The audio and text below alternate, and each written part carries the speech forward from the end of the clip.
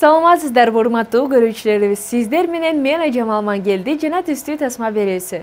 Бүгүнкү чыгарылышыбызда атактуу айымдар жана алардын чыгармалары жөнүндө айтып беребиз.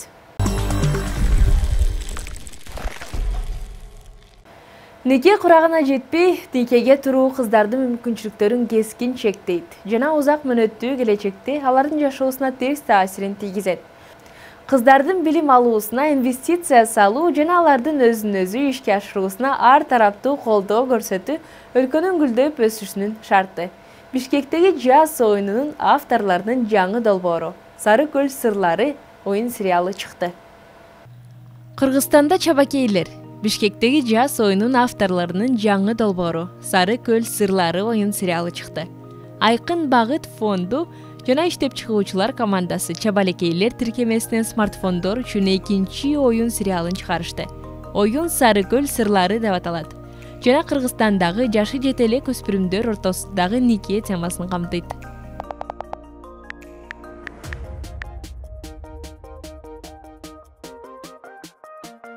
Оюн интерактивдүү окуя жанрында жасалган. Анын окуялары Кыргызстандын түштүгүндөгү тоолуу айылда өтөт. Оюнчу сюжеттин өнүгүшүнө таасирин тийгизип, оюндун башкы каарманы үчүн чечим чыгара алат. Долбоор ЮНИСЕФтин колдоосу менен Кыргызстандагы кыздардын жана аялдардын укуктарын коргогон Айкын Багыт коомдук фонду тарабынан евро биримдик менен БУУнун биргелешкен теңдик нуру демилгесинин алкагында түзүлгөн. Оюндун тарбиялык максаты бар. Көрүүчүлөргө жашы жете электе никеге туруу коркунучу, билим алуунун маанилүүлүгү, кыздардын потенциалын ачуу жана лидерлик сапаттарын өнүктүрүү жөнүндө маалымат берүү. Кыргызстанда кластердик изилдөөнүн маалыматтары боюнча аялдардын 13% 18 жашка чыга электе турмушка чыгышкан. Жаш өспүрүмдөрдүн никеге туруусу мыйзамсыз жана өтө зыяндуу экени көп айтылат. Бул көрүнүштүн себептери жана кейиштүү кесепеттери да белгилүү. Кыздардын укуктарынын жоктугу жана социалдык жактан корголбогондугу, жаш кезиндеги кош бойлуулук жана төрөт учурундагы кыйынчылыктар. Бул баарына эле маалым, бирок көбү эч кандай чара көрүшпөйт. Ошол дуалды бузуу үчүн оюнда кыздардын жеке окуялар аркылуу жашы жете электе турмушка чыгуу маселесин айтабыз. Алардын жашоосун, ички дүйнөсүн, мотивациясын, кыялын, коркуу сезимин көрсөтөбүз. Ошондой эле биз бир нерсени туура же туура эмес деп айтуудан алыспыз. Тескерисинче турмуштук оор кырдаалдардан кантип чыгуу керектиги, бири-бирибизди колдоо, үй-бүлөдө баарлашуу, психологиялык зомбулуктан коргонуу, өз шыгыбызды табуу, ошондой эле үй-бүлөдө жана коомдо өз позициябызды кагылышуусу жок, кантип коргоо керектиги тууралуу сунуштарыбызды айтабыз. Демек, «Сары көл сырлары» бизге кыздардын кыялдарын ишке ашыруусу канчалык маанилүү экенин көрсөтүп турат. Анда эмесе кийинки видеодо сулуу Мадина Миңжилкиева менен болгон маекти сиздер менен бөлүшөбүз. Таланттуу балеринаны Абдулас Малдыбаев атындагы опера жана балет театрынын примасы деп аташат.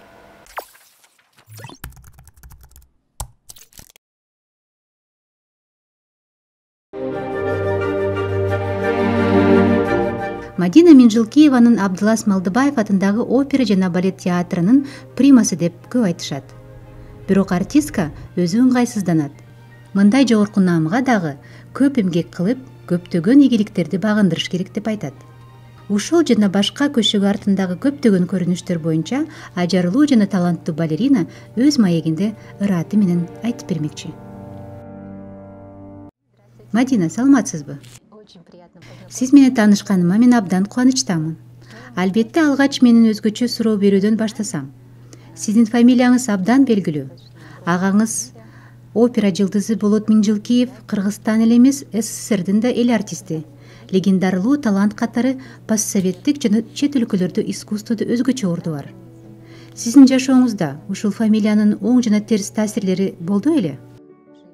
Бала чагымда агаңдын колдоосу, агаңдын арты менен өнүгүп жатасың деген сөздөр болгон. Алардын арасында албетте алар ата-энелеринен укканын айтышты да. Бирок аяр адам болгондуктан алардын айткандарын оор кабыл алчумун. Эмнеге? Мага жакчу эмес. себеби баарына өз күчүм менен жетишип, эмгектенип, өзүм аракет кылчумун. Чындыгында ошондой эле. Бул фамилиянын менин карьерама эч кандай жардамы тийген жок.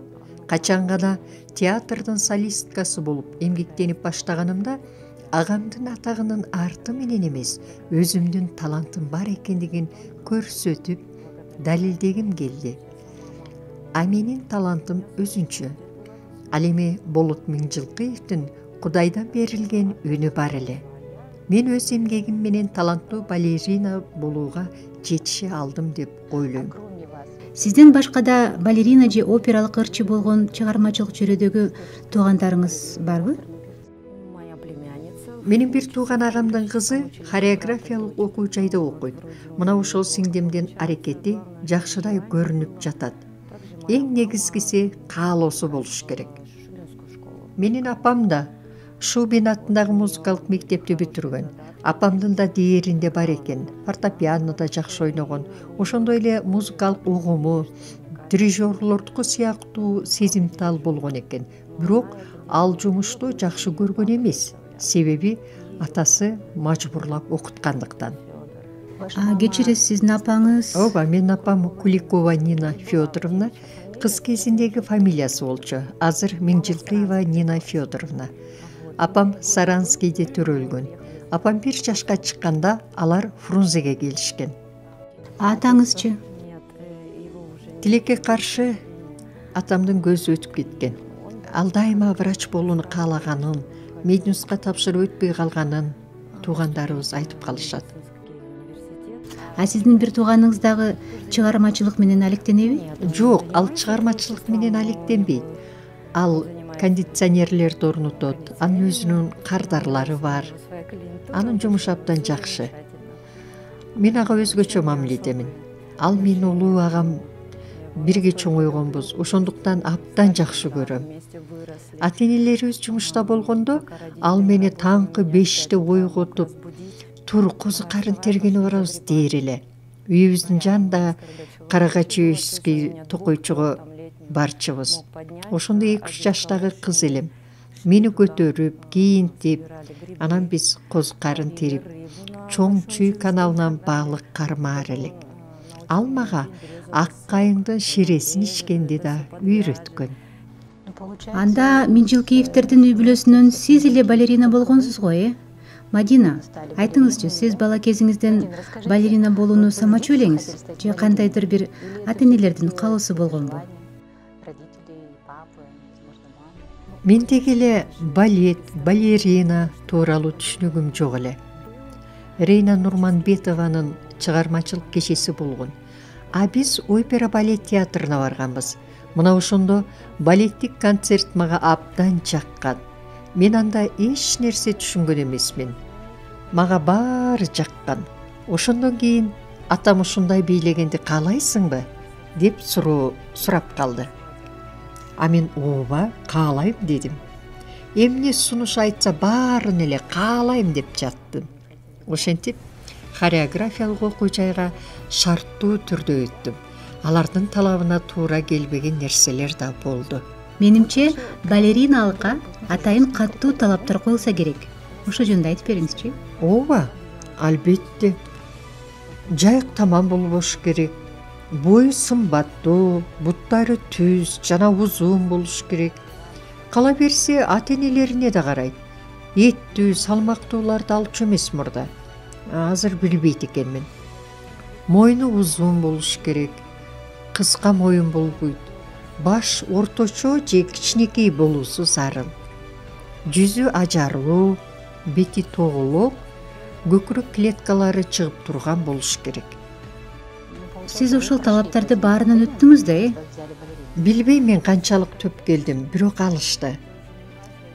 Кыйынчылык менен өттүм. Дароо эле балетти жакшы көрүп калдым. Мен эң мыкты педагог Литовская Тамара Михадеевнага туш келдим. Ал балеттин баардык ыкмаларын мага абдан жеткиликтүү түшүндүрүп берди. Башты кантип буруш керек, колду, буттун учун кантип кыймылдатыш керек, баарын үйрөттү. Мен ага өтө ыраазымын. Андан кийин бизди Кыргыз Республикасынын эмгек сиңирген артисткасы Даирова Роза Абдуллаевна тарбиялады. Ал жакта аябай каттуу педагог эле. Ал бизди алганда 12 же 9 кыз элек. Ошолордун арасынан болгону 2 кыз эле калганбыз. Мен жана Алина. Алина менин досум. Ал азыркы күндө Мексикада. Мен канчалык эмгек сиңирсем, кандай ийгиликтерге жетишсем, мен ошончолук Роза Абдуллаевнага чексиз ыраазымын. Анткени ал мени чыныгы артистка кылып тарбиялады. Ал мени эмгекчилдикке, көтөрүмдүүлүккө үйрөттү. Анан көз жашты жакшы көрбөйт эле. Ошондуктан биз көз жашыбызды көрсөтпөгөнгө аракет кылчубуз. Эгер көз жашыбызды көрүп эле калса, анда бизди залдан чыгарып салчу. Мен Роза Абдуллаеваны ушунчалык урматтап жакшы көрөм. Себеби ал болбосо мен балким мындай ийгиликтерди жарата алмак эмесмин. Акыркы жылдары балетке балдарды 5 жашынан берип жатышат. Бул куракта бала эмне каалаганын да билбейт. Көбүнчө бул ата-энелердин каалоосу болсо керек. Ушул азыркы учурда дүйнөдө өтө кеңири жайылтылган спорттун түрлөрүнө берүү абдан модага айлангандай. Сиздин оюңузча, балеттин популярдуулугу ата-энелердин арасында азайгандай сезилбедиби? Жок, мен так айта албайм, ал тууралуу билбейт экенмин. Чындыгында андай маалымат менде жок. Ал эми балдарды ар түрдүү секцияларга бергендери абдан жакшы, албетте эң сонун. Азыркы балдардын баары телефон менен алек болуп калышпадыбы? Эң негизгиси балдарга жакса болду. Аларды эч качан кыйнап бербеш керек. Анткени кээ бир апалар бар, өздөрү кыздарынын балерина болушун каалашат. Алар билбейт да балет канчалык эмгекти талап кыларын, же ошондой эле көркөм гимнастикада ата-энелер канчалык кыздары диетага олтура тургандыгын. Менин жеке пикиримде, эгер балага жакпаса, ата-эне эч качан мажбурлабаш керек. А сизде чет жерден стажировкадан өтүү же чет өлкөдө барып жашоо тууралуу эч кандай каалоо жок беле? Пандемия учурунда мага ушундай ой келди. Себеби бул жерден балдарымдын келечегин көрө албай турам. Балдарыңыз үчүнбү же карьераңыз үчүнбү? Жок, карьера үчүн эмес. Мен эмнени кааласам баарына жеттим. Тилегимди орундаттым. Азыр биринчи орунда менин балдарымдын келечеги турат. Мисалы, менин балдарым Азербайжан улутунан да. Алардын келечегинен кооптунум. Мен бул жерден балдарымдын келечегин көрө албай турам. Орус, кыргыз деген сыяктуу улут аралык бөлүнүүчүлүк болбош керек. Баары бирдей деңгээлде болгону жакшы. Ошентип ойлойсузбу? Ооба, ошондой болот. Мына азыр көрүп атпайбызбы, ошондой эле болуп жатат го. Канча досторубуз кетти ушундайдын айынан. Мен бир жерден окудум эле. Майя Плисецканын мындай сөздөрүн. Балерина болуу бул дайыма кыйноодогу гүлдөй деп айткан сөздөрүн. Бул чын эле ошондойбу? Албетте, бул сабыры жок, жалкоо адамдар үчүн эмес. Сөздүн түз маанисинде сен өзүңдү өзүң кыйнап өтөсүң. Айтсаңызчы, кинолордо же балетке жакын чөрөлөрдөн балериналардын аябай атандаштыгын байкоого болот. Ушул көрүнүштүн канчалык чындыгы бар? Ооба, бул нерсенин кандайдыр бир чындыгы бар. Бирок азыркы учурда биздин кыргыз балетинде таптакыр башкача көрүнүш. Балким мурда атаандаштык абдан күчтүү болгон чыгар. А мен жөн гана өз максатыма жетүү үчүн абдан аракеттендим. Ар бир таланттын өз алдынча мыкты жактары болот. Ар биринин жетишкен жана жетишпеген жактары болот. Менде эч качан көрө албастык болгон эмес. Кимдир бирөөдөн мыкты болоюн деген ойда болгон эмес. Мен өзүм үчүн, көрүүчүлөрүм үчүн иштечүмүн. Анан педагогум ыраазы болсо, апам сүйүнсө деп эле ойлочумун. Прима деген статусту ким ыйгарат? Театрбы же ар бир эле балерина бара-бара прима боло алабы? Ооба, Мен кээде окуп же угуп калам кесиптештерим тууралуу же мен жөнүндө прима дегендерди. Бирок мен айтам, эч кандай прима эмесмин. Антип жазбагыла деймин. Анткени Кыргызстанда прима деген статус жок.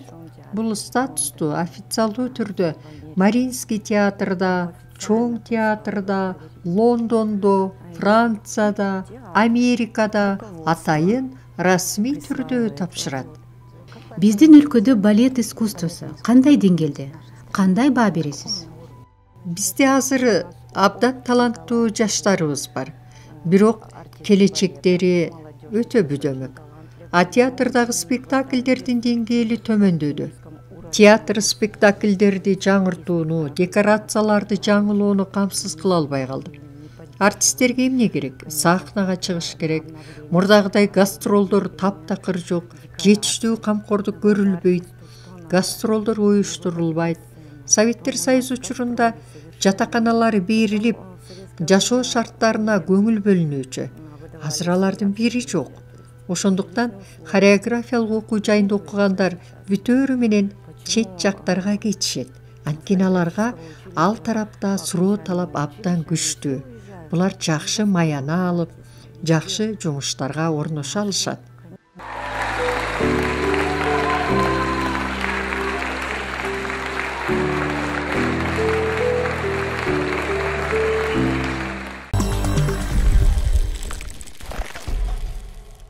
Мадина Миңдилкиева менен сыймыктанабыз. Эми кийинки видеодо Фрида Кало жөнүндө айтып беребиз. 1925-жылы ал мектептен кайтып келе жатып, ал минген автобус, трамвай менен кагылышкан.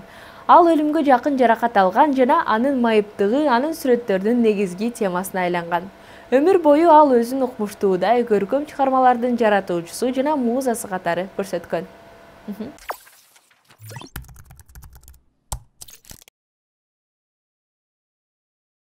1925-жылы Мехикода Фрида Кало мектептен кайтып келе жатып, ал бара жаткан автобус трамвай менен кагылышкан. Омуртканын жана жамбашынын жаракатынан Фрида өлүм менен өмүрдүн ортосунда болуп, бир нече ай төшөктө жатып калган. Мына ошондо Фрида үчүн атайын замбил жасалып, ал керебетке бекитилип, ал сүрөт тартканды үйрөнө баштаган. Фрида сүрөттөрдү тартканда анын полотнолорунда ал көргөн дүйнө чагылдырылган. Фрида жашоосунда өзгөчө сүрөт стилин жаратуучусу жана шыктандыруучусу катары атактуу болгон. Балким сиз Фриданын көз карашын анын полотнолорунан көргөнсүз. Бул сүрөттөрдүн аркасында биз дүйнөнү сүрөтчүнүн көзү менен көрө алабыз. Ал досторунун жана туугандарынын портреттерин тарткан, натюрмортторду, руханий темаларды тарткан. Бирок искусство дүйнөсүндө Фрида биринчи кезекте суктандыруучу автопортреттердин автору катары атак даңкка ээ болгон. Бархат көйнөктөгү автопортрет деген алгачкы эмгектердин биринде Фрида калың кашка, беттеги чачка жана узун моюнга басым жасаган. Өзгөчө көз карашы коркунучтуу көрүнчү. Бул өзгөчөлүктөр башка автопортреттерде сакталып калган. Бирок көп узабай Фрида өзүн кызыктуу образдарда көрсөтө баштаган. Мисалы, сынган мамыча автопортретинде өзүнүн физикалык жана психологиялык абалын тагыраак берүү үчүн символизмди, диний тондорду жана коогалаңдуу пейзаждарды колдонгон. 1928-жылы Фрида сүрөтчү Диего Ривера менен сүйлөшө баштаган.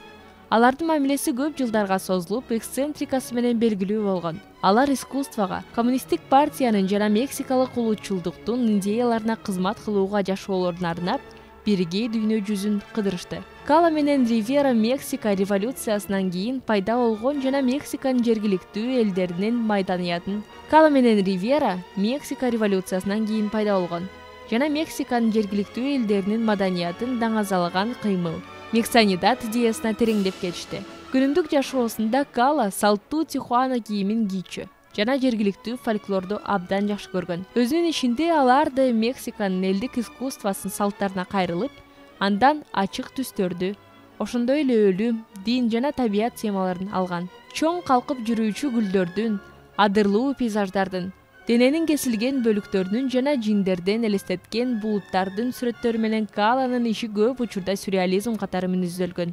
Бирок сюрреалисттер аң сезимсиздикти изилдөө үчүн фантастикалык окуяларды колдонушса, Кало өзүнүн физикалык абалын жана турмуштук тажрыйбасын ушундайча чагылдырууга аракет кылган.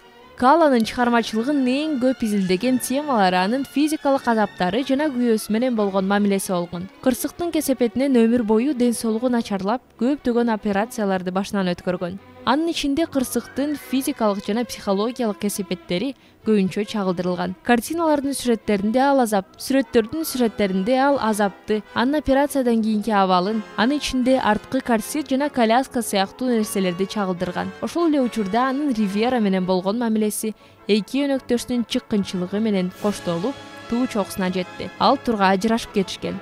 Бирок 1 жылдан кийин кайра баш кошкан. Бул мезгилде Фрида эки Фрида деген кош автопортретти тартып, инсандын жоготуунун жана экиге бөлүнүүнүн жан кейдин билдирген. Сол жактагы Фрида эски модадагы Виктория көйнөгүнө кан агып жаткан жүрөгү менен сүрөттөлөт. Ал өткөн окуялардан жарадар болгон сүрөтчүнүн образы. Бирок ага карабастан өзүнүн экинчи образы менен артерия менен байланышкан. Башка Фрида Тихуана көйнөгүнө кийилген.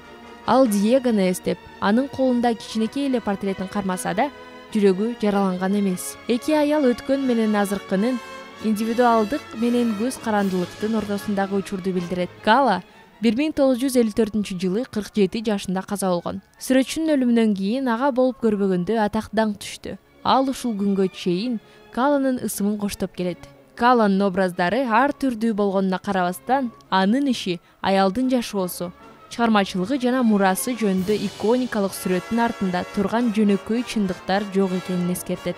Тескерисинче, Кала бир аз гана жан дүйнөсүнүн түпкүрүнө эшигин ачып, дүйнөсүнүн көптөгөн версияларын калтырды.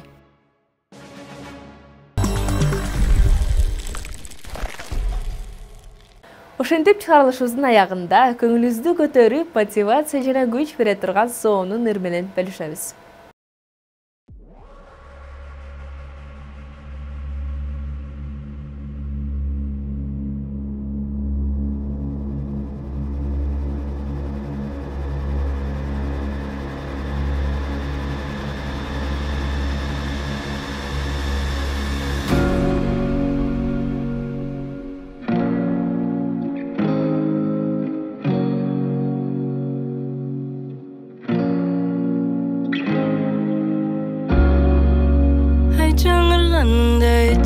Жанымда сиңдилер жанымда айлана кып-кызыл канжалаң. Бул жерде бизден көп кыздар кыйылган аттең. Эркин Кыргызстандын эркин кызы кантең. Өспүрүм кыялдарың кырылып кетти. Өзүңдүн жолуңдан сен кайрылып кетпечи. Аттең аппак сөз кубалап шаштыңбы? Эже сиңдилерди саттыңбы? Деген жалганга баттыңбы?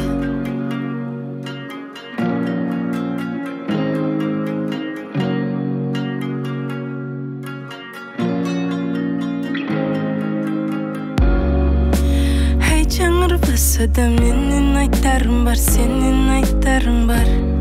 Кебириң тилиңдин учунда, кебиңди угузганы учурмуна аттең. Эркин Кыргызстандын эркин кызы кантең. Өспүрүм кыялдарың кырылып кетти. Өзүңдүн жолуңдан сен кайрылып кетпечи. Аттең аппак сөз кубалап шаштыңбы? Эже сиңдилерди саттыңбы? Деген жалганга баттыңбы? Жаныңды камдагын күрөштөр бар дагы. Өзүң жоготпогун шериктер топтогун. Жаныңды камдагын күрөштөр бар дагы. Өзүң жоготпогун шериктер топтогун. Эркин Кыргызстандын эркин кызы сүйлөсүн. Эркин Кыргызстандын эркин кызын эжелер колдосун. Эркин Кыргызстандын эркин кызы сүйлөсүн. Эркин Кыргызстандын эркин кызы сиңдилер колдосун. Сөз бересин өзүңдүн сиңдими, эжеме, бөлөмө, жеңеме. Söz verirsin.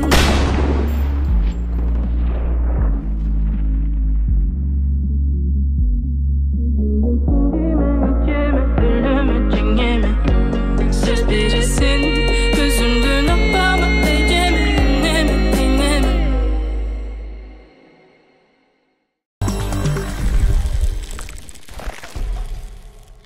Ушинтип биздин чыгарылышыбыз аягына келди. Сиздерди абдан жакшы көрөбүз жана дүйнөдөгү бүт жакшылыктарды каалайбыз.